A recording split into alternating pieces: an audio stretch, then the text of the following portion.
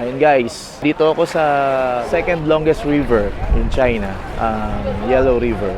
So dito sa gilid na to, itong pinaka riverside, may mga tent. Ang tawag nila dito ay tea tent house.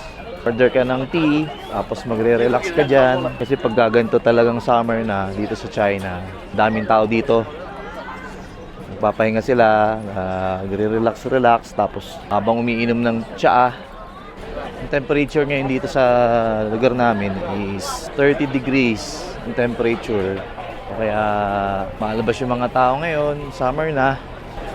Tapos doon pwede kang pwede kang, kung gusto mo ng speedboat, yan, pwede ka rin mag-speedboat dyan. Gusto mo mas malapit-lapit ka pa doon sa pinaka-river, pwede kang bumaba.